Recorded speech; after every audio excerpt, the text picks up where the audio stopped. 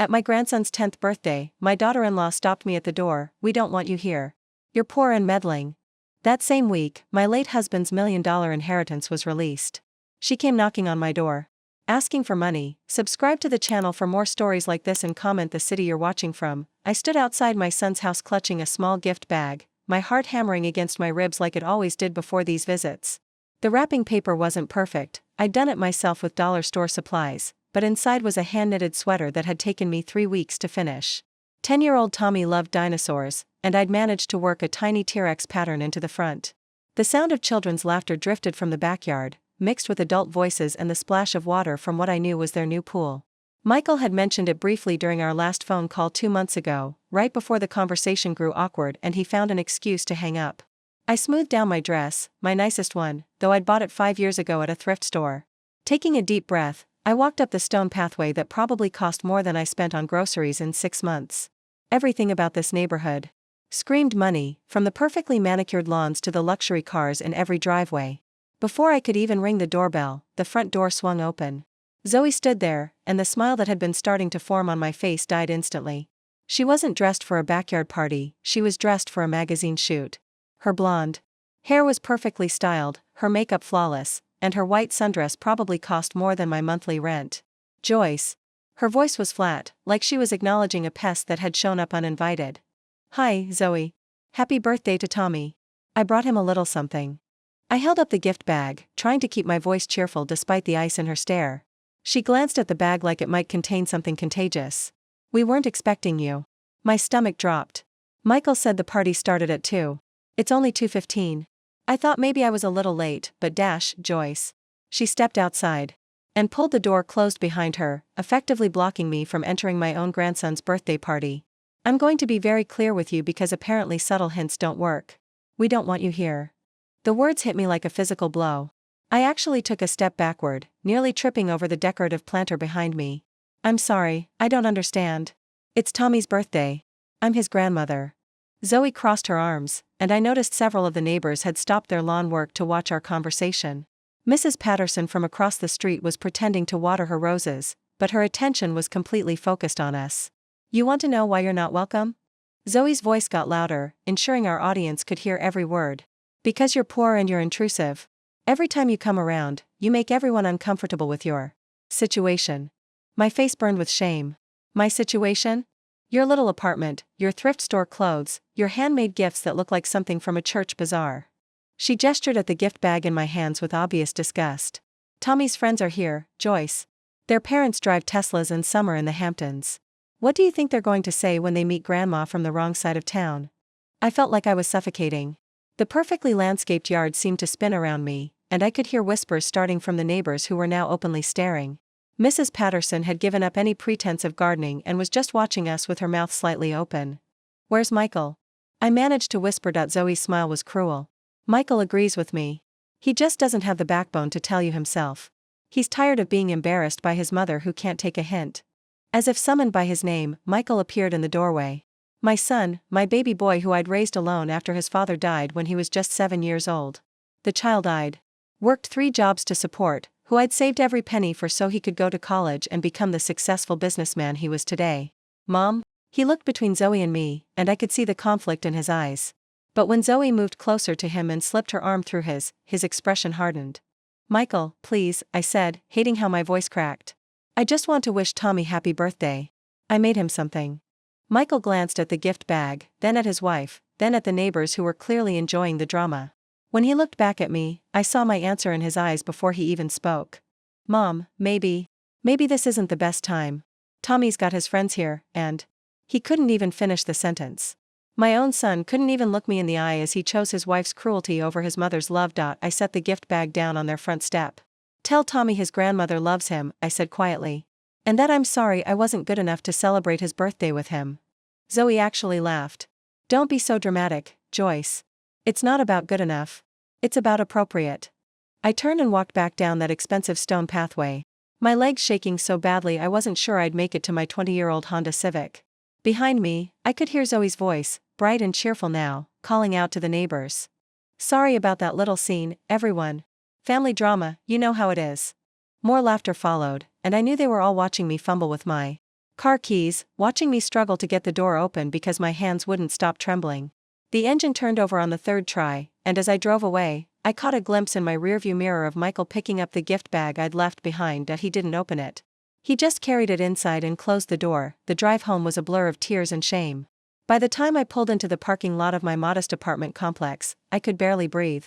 I sat in my car for 20 minutes, crying until my chest hurt, replaying every word Zoe had said. Poor. Intrusive. Embarrassing. Was that really how my son saw me?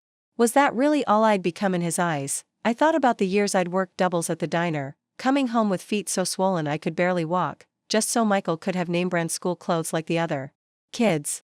I thought about the Christmas I'd eaten nothing but ramen for 2 weeks so I could afford to get him the video game system he wanted. I thought about all the times I'd gone without new clothes, without dinners out, without vacations, so he could have everything he needed. And this was what I got in return. Rejection. Humiliation. A daughter-in-law who saw me as nothing more than an embarrassing reminder of where her husband came from. Maybe she was right. Maybe I didn't belong in their perfect world of stone pathways and pool parties and neighbors who summered in the Hamptons. But Tommy was my grandson. He was part of me, just like Michael was part of me. And they were both lost to me now, sacrificed on the altar of Zoe's social ambitions and Michael's cowardice. I finally made it upstairs to my apartment, where the silence felt heavier than usual. On my small kitchen table sat a birthday card I'd planned to give Tommy, homemade, with a drawing of his favorite dinosaur and a $20 bill inside. All the money I could afford, but money that would probably be pocket change to a child who lived in a house like that. I was exactly what Zoe said I was. Poor. Out of place. An embarrassment to my own son, and I had no idea how I was ever going to face another day knowing that the two people I loved most in the world saw me as nothing more than a burden they were too polite to completely discard. The week after Tommy's birthday party felt like living underwater. Everything was muffled, distant, harder to navigate. I went through the motions of my daily routine, making coffee, checking my small garden on the apartment balcony, watching my usual morning shows, but it all felt hollow. I kept picking up my phone to call Michael, then setting it down again. What would I say? I'm sorry for embarrassing you? I'm sorry for being poor? I'm sorry for existing in a way that doesn't match your wife's standards. By Wednesday, I couldn't stand it anymore. I needed to at least try to understand what I'd done wrong, how things had gotten so bad between us. I dialed Michael's number with trembling fingers. It went straight to voicemail. I tried again an hour later. Voicemail. On the third try, someone picked up, but it wasn't Michael.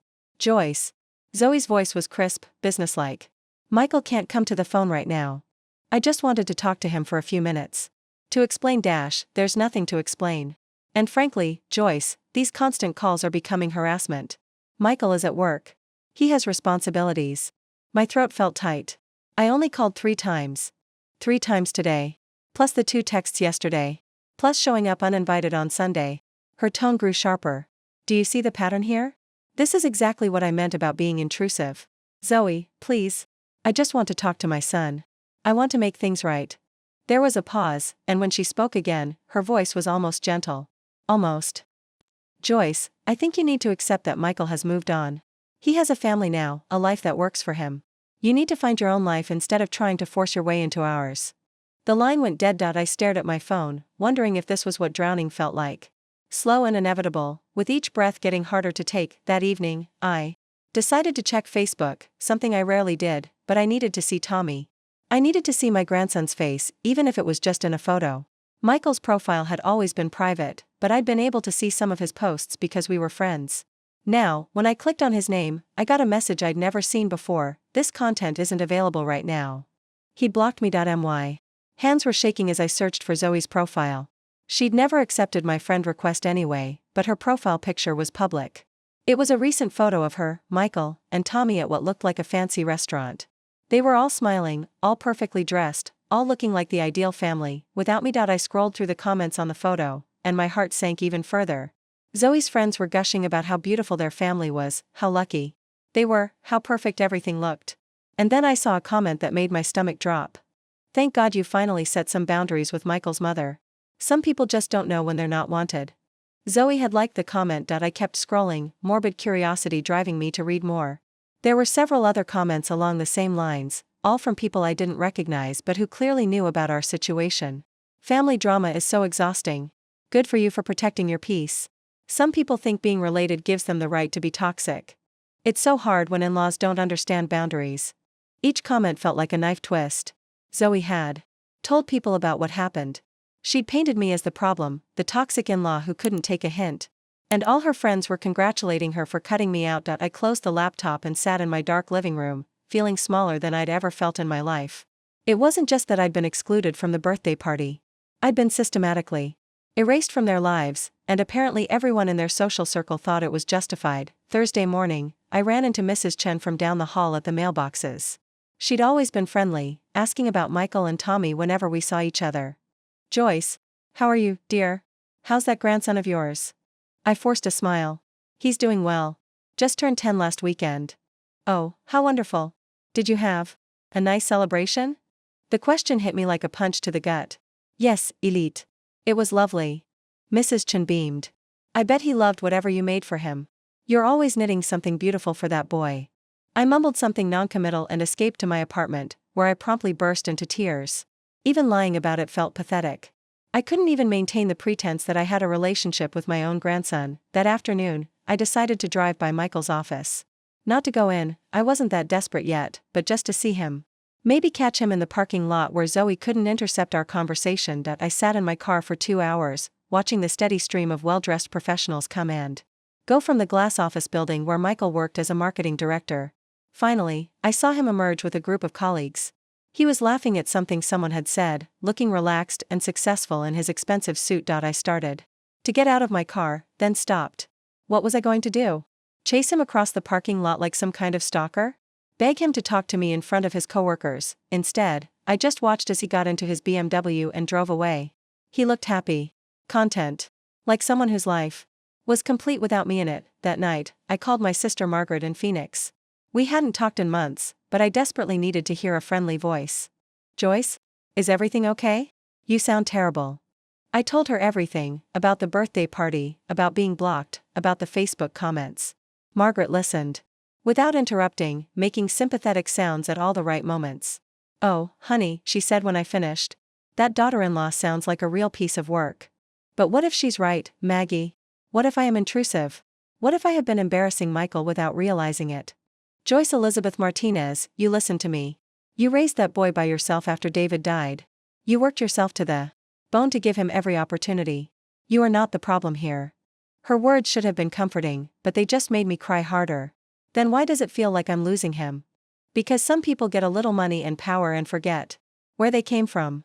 And some women see their husband's family as competition instead of support. After we hung up, I felt marginally better for about an hour. Then the silence of my apartment closed in around me again, and I was back to wondering how I'd become such a failure as a mother. Friday evening, I decided to write Michael a letter. If he wouldn't take my calls, maybe he'd read something I put down on paper. I spent 3 hours crafting it, pouring out my heart, apologizing for whatever I'd done wrong, begging for just one chance to make things right. I drove to his house on Saturday morning and slipped it under his front door. By Sunday, there was still no response. On Monday morning, the letter appeared in my mailbox, returned to sender. Michael hadn't even opened it. That's when I knew for certain that I'd lost them both. My son and my grandson, gone as surely as if they'd died, except worse because they were out there living their lives without me and didn't care enough to miss me. I was 58 years old, and I was completely alone in the world. The two people who should have loved me most had decided I wasn't worth the social inconvenience of having me around, and the worst part was, I was starting to believe they were right. The call came on a Tuesday morning while I was staring at my checkbook, trying to figure out how to stretch my Social Security check until the end of the month. The number was local but unfamiliar, and I almost didn't answer. These days, most of my calls were either wrong numbers or people trying to sell me things I couldn't afford. "Mrs. Martinez? This is James Hartwell from Hartwell, Davidson and Associates. I'm calling regarding the estate of your late husband, David Martinez." I nearly dropped the phone. David had been dead for 23 years. What could a lawyer possibly want with his estate now? "I'm sorry, there must be some mistake. My husband died in 1999. Everything was settled back then." "Actually, Mrs. Martinez, that's why I'm calling. We've recently discovered some assets that weren't included in the original estate proceedings. I'd like to schedule a meeting with you to discuss this matter. It's quite urgent." My first thought was that this had to be a scam. I'd seen enough news stories about people preying on widows, promising them money that didn't exist. But something in the lawyer's voice sounded genuine, professional in a way that made me hesitate. "What kind of assets?" I asked cautiously. I'd prefer to discuss this in person, Mrs. Martinez. Are you available to come to our office this afternoon? I understand this must seem unusual, but I assure you this is legitimate. I spent the rest of the morning debating whether to go. What if it was a trick? What if someone was trying to get me to sign something that would steal what little I had? But then again, what if it wasn't? What if David had left something behind that could help me? The law office was in a part of town I rarely visited anymore, all glass buildings and expensive cars. I felt underdressed in my bargain store blouse and 10-year-old shoes, but the receptionist was kind and professional, offering me coffee while I waited. James Hartwell was younger than I'd expected, maybe 45, with graying temples and a gentle manner that put me somewhat at ease. His office was lined with law books and family photos, and he gestured for me to sit in a comfortable chair across from his desk. Mrs. Martinez, thank you for coming in. I know this must be confusing for you. He opened a thick file folder and pulled out several documents. 23 years ago, when your husband died, his estate went through probate. At that time, all known assets were distributed according to his will. I nodded. I remembered that awful time all too well. David had left me the house, which I'd eventually had to sell, and a small life insurance policy that barely covered the funeral expenses and a few months of bills.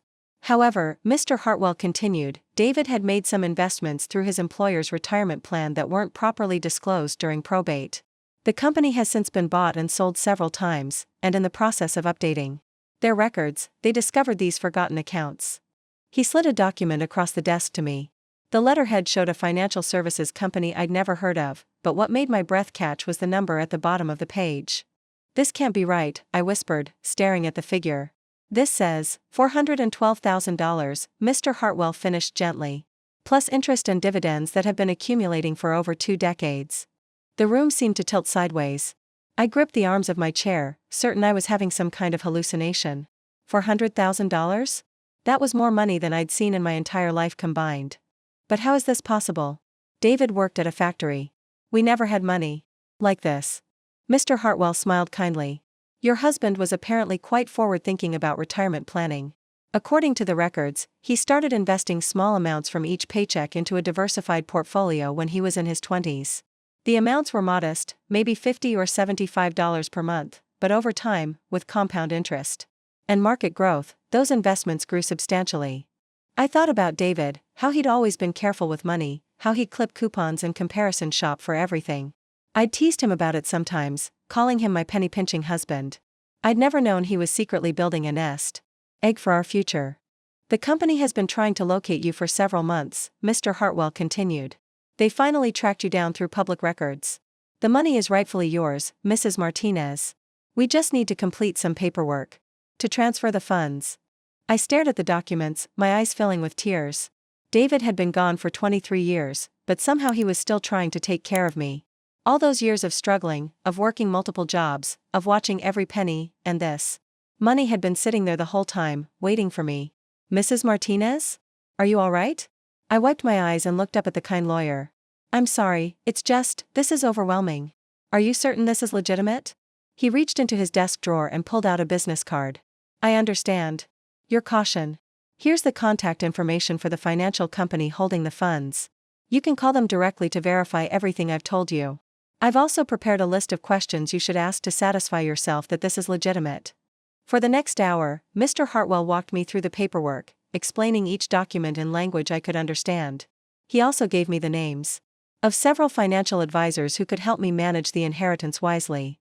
Take your time with all of this, he said as I prepared to leave. Don't rush into any major decisions. This money has waited 23 years for you, it can wait a little longer while you figure out the best way to use it. I drove home in a daze, the folder of documents beside me on the passenger seat. Every few minutes, I'd glance over at it to make sure it was real, that I hadn't imagined the whole thing back in my apartment. I spread the papers out on my kitchen table and read through them again. The numbers didn't change. $412,000. Enough to pay off the small debts I'd accumulated over the years. Enough to fix the air conditioning that had been broken for 2 summers. Enough to buy a reliable car that wouldn't leave me stranded at the grocery store. Enough to never have to worry about money again. I thought about calling Michael to tell him the news, then remembered that he'd blocked my number.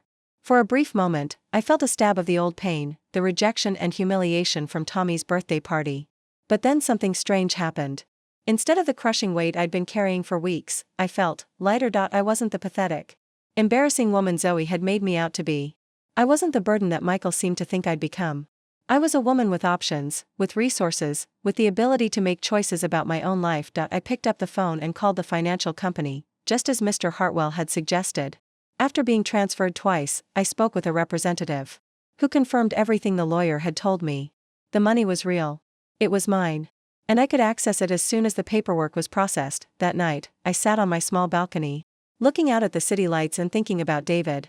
I wished he could know that his careful planning had finally paid off, that the wife he'd left behind would be okay after all, but more than that, I wished he could know that his son had grown up to be successful and prosperous, even if that success had come at the cost of forgetting where he'd come from.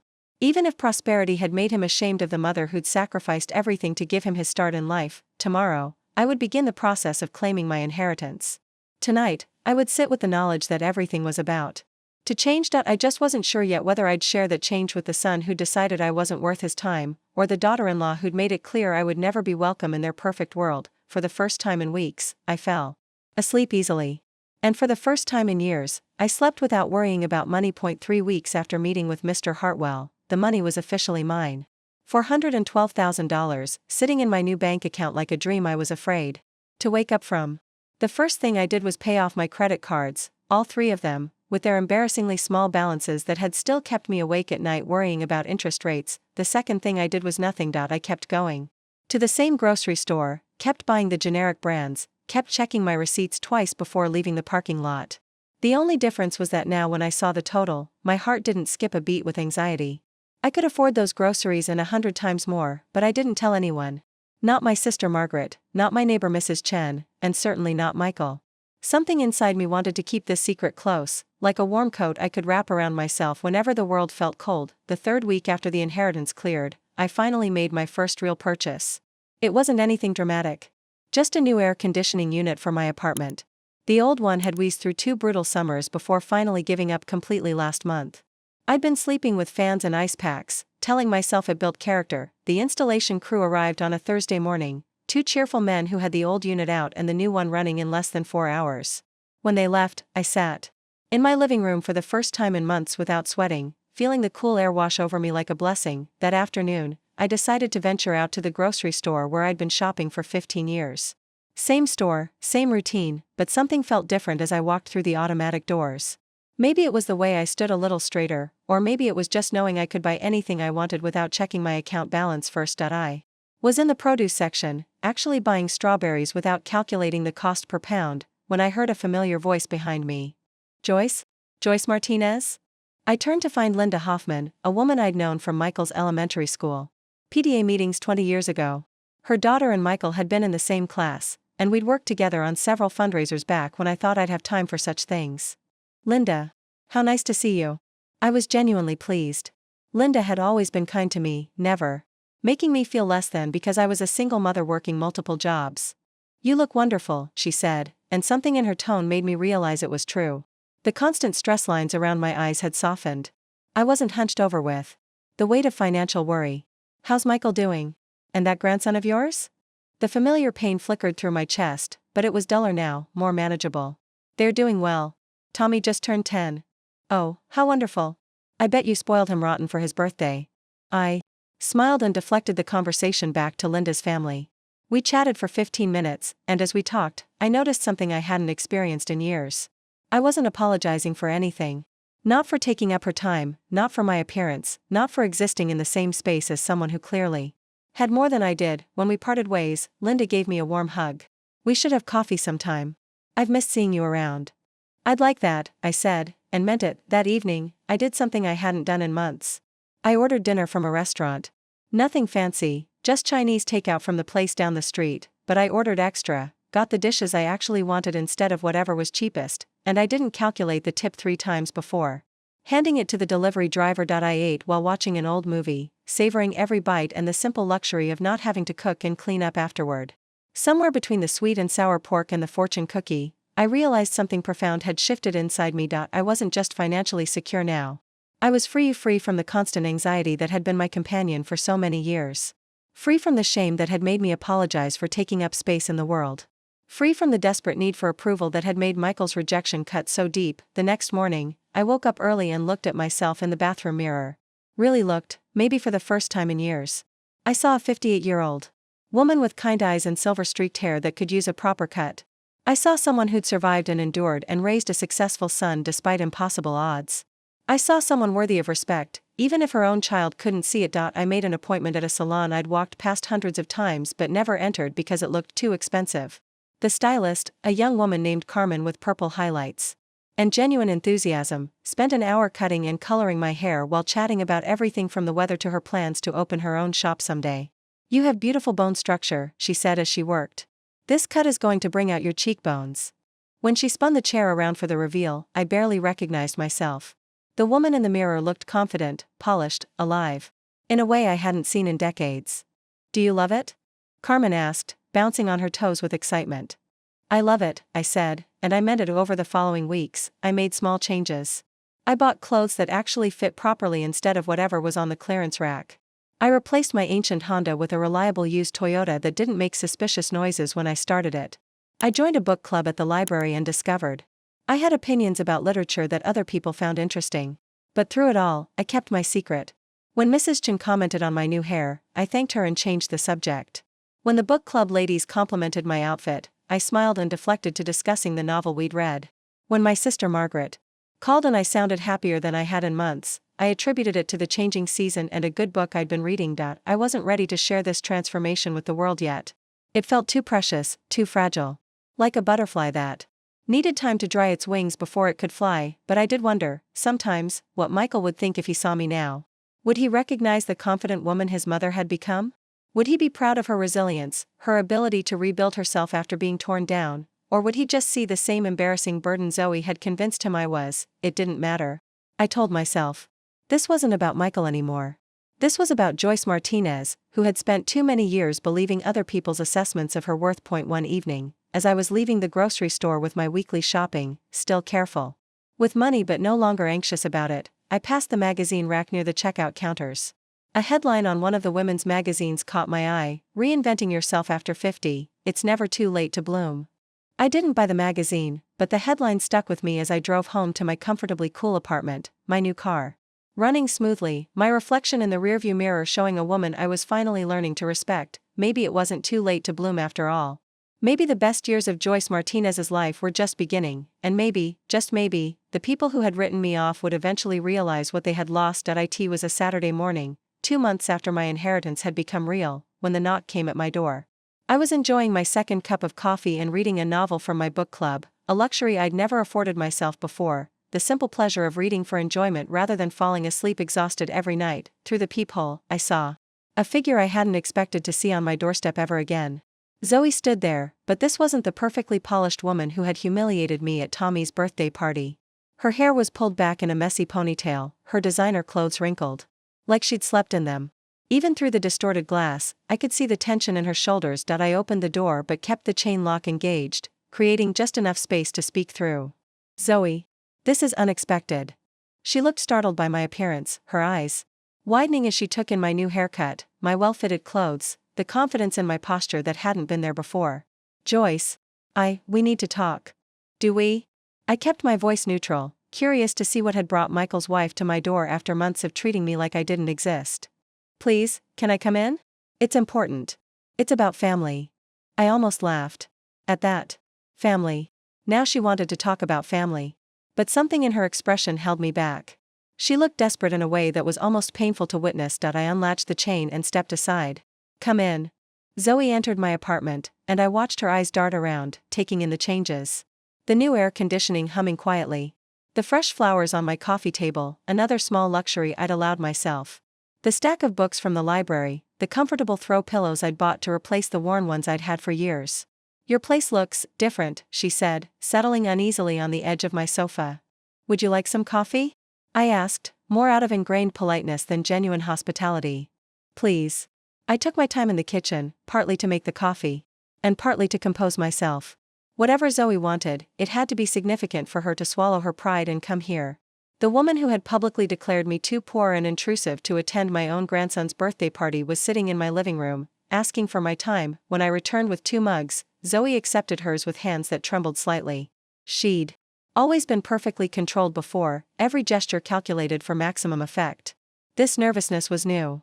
Joyce, I want to start by saying that maybe I was a little harsh before. About the birthday party. Her voice was carefully modulated. Like she was reading from a script she'd rehearsed. I sat across from her and waited. I'd learned something valuable in these past months of solitude, the power of silence, of not rushing to fill uncomfortable pauses just to make others feel better. The thing is, Zoe continued, we're going through some challenges right now. Financial challenges. Michael's company is downsizing, and there's a chance he might lose his job. And Tommy? Her voice caught, and for a moment, her composed mask slipped entirely. What about Tommy? He needs surgery. Nothing life-threatening, but it's expensive, and our insurance won't cover all of it. We're looking at maybe $25,000 out of pocket. I took a sip of my coffee, studying her face. I'm sorry to hear that. That must be very stressful. It is. Zoe leaned forward, her eyes bright with unshed tears. Joyce, I know we haven't always seen eye to eye, but we're family. And when family is in crisis, we're supposed to help each other. There it was. Family. The word she'd weaponized against me just a few months ago was now her appeal for help. What kind of surgery does Tommy need? I asked. It's orthopedic. He has a problem with his foot that will only get worse if we don't address it now. The doctor says if we wait, he might have permanent mobility issues. Her voice broke on the last words, and she pressed her hand to her mouth. I felt a stab of genuine concern for my grandson, mixed with suspicion about the timing of this revelation. When did you find out about this? A few weeks ago. We got a second opinion, hoping it wouldn't be as serious, but both doctors said the same thing. A few weeks ago. Right around the time that inheritance paperwork would have been processed and recorded in public records. The timing felt more than coincidental. And you came to me because? Zoe's composure finally cracked completely. Because we don't have anyone else, Joyce. Michael's pride won't let him ask his colleagues for help. My parents are already stretched thin helping my sister through her divorce. We've looked into loans, but with the uncertainty about Michael's job. She trailed off, wiping her eyes with the back of her hand. What exactly are you asking of me, Zoe? A loan. Just until we get back on our feet. Michael doesn't even know I'm here. He'd be mortified if he knew I was asking you for money. But I'm desperate, Joyce. I'm a mother, and my child needs help. I set down my coffee cup and studied the woman across from me. The woman who had humiliated me in front of neighbors, who had convinced my son to block my calls, who had made it clear that I was an embarrassment to their family. Now she sat in my living room, tears streaming down her face, asking for my financial help. How did you know I had money to lend? I asked quietly. Zoe froze, her tear-stained face going pale. What do you mean? A few months ago, you made it very clear that I was poor. Too poor to associate with your family. Too poor to attend my grandson's birthday party. Now you're here asking for $25,000. What changed? She opened and closed her mouth several times, clearly scrambling for an explanation. That wouldn't reveal how much she'd investigated my finances. I just thought, maybe you had some savings, or could get a loan yourself, or maybe you heard about David's inheritance. The words dropped between us like stones in a still pond. Zoe's face went from pale to red. I don't know what you're talking about. Don't you? I leaned back in my chair, feeling strangely calm. It's public record, Zoe. Estate proceedings, property transfers, financial accounts being moved around. If someone wanted to look into another person's financial situation, it wouldn't be that difficult. She said nothing, but her silence was confirmation enough. You know what I find interesting? I continued. For months, I was told I was intrusive for wanting to see my grandson. I was blocked from calling my own son. I was humiliated at a child's birthday party and told I didn't belong in your family. But now that you think I have money, suddenly I'm family again. Suddenly my help is wanted. Joyce, it's not like that. Isn't it? I stood up and walked to my window, looking out at the parking lot where my reliable new car sat next to Zoe's luxury SUV, the one she'd probably have to sell if Michael really was in financial trouble. Let me ask you something, Zoe. If I gave you this money, and I'm not saying I will, what would happen afterward? Would I suddenly be welcome at Tommy's next birthday party? Would Michael start taking my calls again? Or would I go back to being the embarrassing mother-in-law who needs to know her place? Of course you'd be welcome. You're Tommy's grandmother. I was Tommy's grandmother 3 months ago too. That didn't seem to matter then. Zoe stood up, her desperation making her voice sharp. Joyce, I'm trying to apologize here. I'm trying to make things right. My son needs surgery, and you're sitting here playing games with semantics. I'm not playing games. I'm trying to understand why my grandson's need for surgery is suddenly my responsibility when my presence at his birthday party was such a burden. Because we don't have anyone else. The words burst out of her, raw and honest in a way that surprised us both. I turned back to face her, seeing something I'd never seen in Zoe before, genuine vulnerability.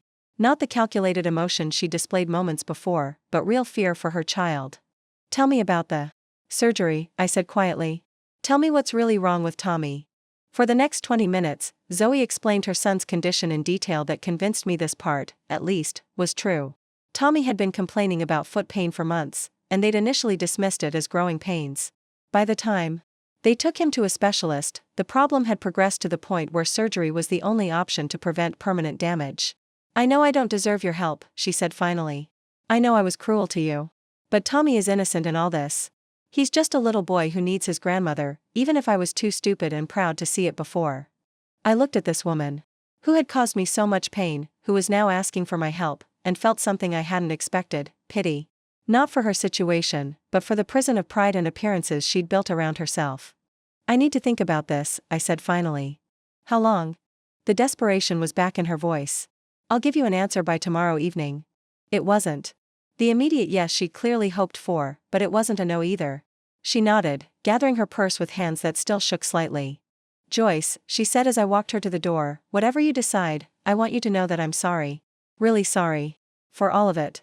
After she left, I sat in my comfortable chair, staring out at the afternoon sun and thinking about the choices we make and the prices we pay for them. I had the power now. The power to help or to refuse, to forgive or to hold grudges. The question was, what kind of person did I want to be with this power, and more importantly, was Zoe's desperation genuine remorse, or just another manipulation dressed up in more appealing clothes? I called Zoe the next evening, just as I'd promised. She answered on the first ring. Joyce, I've made my decision about Tommy's surgery, I said without preamble. And I'll pay for it. All of it. Directly to the hospital and doctors. Not a loan, a gift. The silence on the other end stretched so long I wondered if the call had dropped. Finally, Zoe's voice came through, thick with tears. Joyce, thank you. Thank you so much. You have no idea what this means to us. Actually, I do know what it means. But we need to have a conversation first. In person. Tomorrow morning, 10 o'clock. And Zoe? Bring Michael. I don't know if he'll come. He's been so proud about all this, refusing to let me ask anyone for help. Then don't tell him you asked for help. Tell him his mother wants to see him and her grandson. Tell him it's important. Another pause. What are you going to say to him? What I should have said months ago. The next morning, I prepared for their visit like I was preparing for battle. Not because I intended to fight, but because I knew this conversation would determine the future of all our relationships.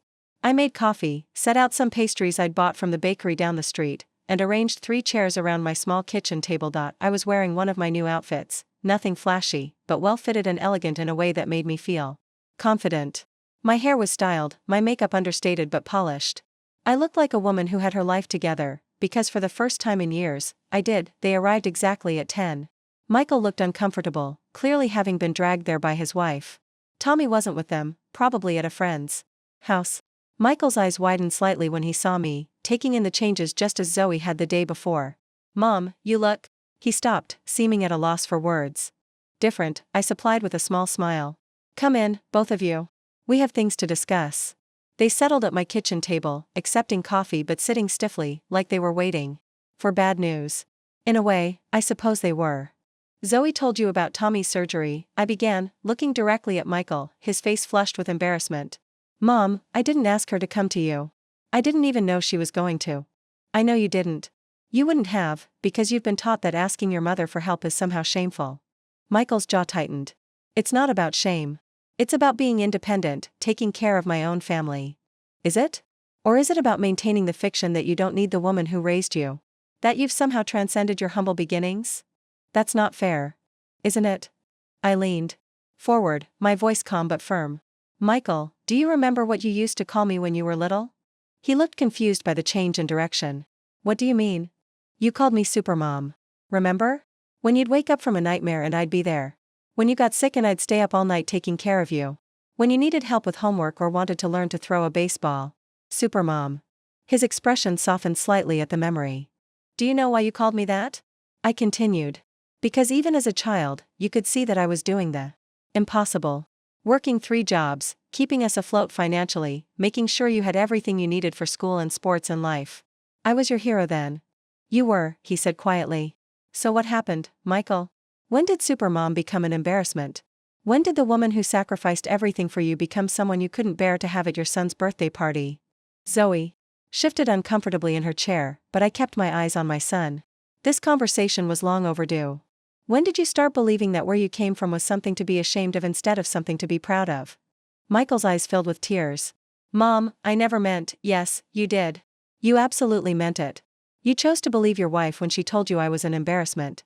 You chose to block my calls rather than stand up for me. You chose their opinion of me over your own knowledge of who I am. I was trying to keep the peace. No, Michael. You were trying to erase the parts of your past that didn't fit with your new life. You were trying to pretend that you became successful all on your own, without any help from the poor single mother who worked herself to the bone for you. The silence in my kitchen was heavy, broken only by the quiet humming of my air conditioner and Zoe's barely audible sniffles. But here's what you both need to understand, I continued, looking between them. I'm not that desperate woman anymore. I'm not the one who needs your approval or your acceptance. You came to me, remember? You need something from me. I stood and walked to my counter, where I'd placed an envelope earlier that morning. This is a cashier's check for $30,000. More than enough to cover Tommy's surgery and any related expenses. I set it on the table between them. Michael stared at it like it might bite him. Mom, where did you get this kind of money? From your father. The father you barely remember but who loved you enough to plan for a future he wouldn't be here to see. He left investments that I only recently discovered. Investments that have made me financially secure for the rest of my life. Zoe's face had gone pale. She understood the implication immediately. I didn't need their approval or their charity. I had choices now. I'm giving you this money because Tommy is my grandson and I love him, I continued. But I'm not giving it to buy my way back into your good graces. I'm not giving it so you'll pretend to respect me while secretly considering me a burden. I sat back down, folding my hands calmly in my lap. I'm giving you this money, and then I'm giving you both a choice. You can take it and continue treating me like an inconvenience you have to tolerate. You can take it and go back to your perfect life where Grandma Joyce is kept at arm's length because she doesn't fit your image. Mom, Michael started, but I held up a hand.